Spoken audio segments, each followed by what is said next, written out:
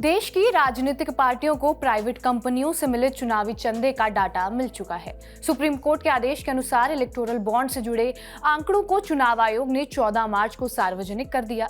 चुनावी बॉन्ड के माध्यम से राजनीतिक दलों को दान देने वालों में कई कंपनी और व्यक्ति शामिल है। इसी डेटा के मुताबिक जिस कंपनी ने सबसे ज्यादा इलेक्टोरल बॉन्ड खरीदे हैं उसका नाम future gaming and hotel services private limited है।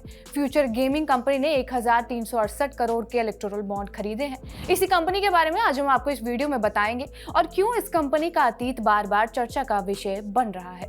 नमस्कार, मेरा नाम है रिया शर्मा और आप देख रहे हैं TV9 Bharatvarsh. Future gaming and hotel services private limited को 30 दिसंबर 1991 में बनाया गया था। इस कंपनी की शुरुआत सेंटियागो मार्टिन ने की थी, जो इस कंपनी के चेयरमैन हैं। मार्टिन को भारत का लॉटरी किंग भी कहा जाता है। इसका कारण यह है कि मार्टिन ने महज 13 साल की उम्र में ही लॉटरी के बिजनेस की शुरुआत की थी। लॉटरी की दुनिया में कदम रखने से पहले उन्होंने म्यांमार के यांगून में एक मजदूर के रूप में भी काम किया है। इसके बाद मार्टिन 1988 में भारत लौट आए थे, जिसके बाद उन्होंने तमिलनाडु में अपने लॉटरी बिजनेस की शुरुआत की थी। कंपनी की वेबसाइट की माने तो future gaming and hotel services private limited को पहले मार्टिन लॉटरी एजेंसीज लिमिटेड के नाम से ही जाना जाता था। इस कंपनी ने भारत में लॉटरी के खरीदारों और विक्रेताओं का बड़ा मार्केटिंग नेटवर्क बनाया है। दक्षिण में कंपनी एक सब्सिडरी मार्टिन कर्नाटक के तहत काम करती है, जबकि उत्तर पूर्व में कंपनी ने मार्टिन सिक्किम लॉटरी खोली हुई है। इतना ही नहीं, कंपनी की वेबसाइट पर यह भी दावा किया गया है कि Martin all India federation of lottery trade and allied industries के अध्यक्ष भी हैं।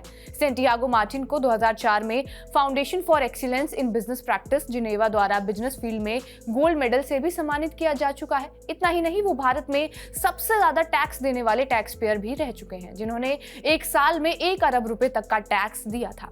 अब आपको यह भी बता देते हैं कि पिछले कुछ सालों में फ्यूचर गेमिंग कंपनी ने राजनीतिक पार्टियों को कितना चंदा दिया है। इस कंपनी ने अक्टूबर 2021 में सबसे ज्यादा इलेक्टोरल बॉन्ड की खरीदी की है। 2021 में इस कंपनी ने 195 करोड़ के इलेक्टोरल बॉन्ड खरीदे थे।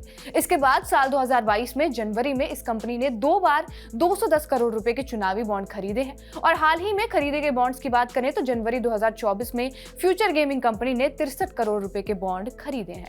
हमने शुरुआत में आपको बताया था कि इस कंपनी का अतीत चर्चा का विषय बना हुआ है। वो अतीत क्या है वो भी आपको बता देते हैं। दरअसल 2022 में ईडी ने मनी लॉन्ड्रिंग मामले में lottery company future gaming and hotel services private limited और उनके सब डिस्ट्रीब्यूटर्स की 409 करोड़ से ज्यादा की संपत्ति जब्त की थी।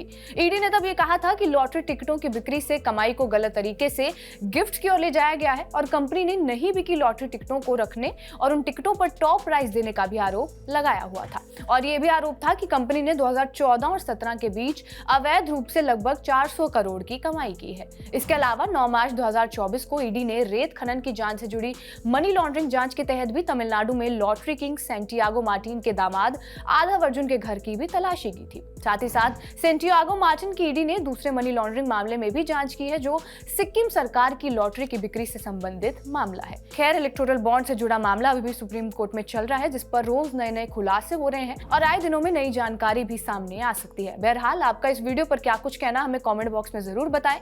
बाकी देश और दुनिया की तमाम बड़ी खबरों के लिए जुड़े रहे हमारे साथ TV9 डिजिटल पर।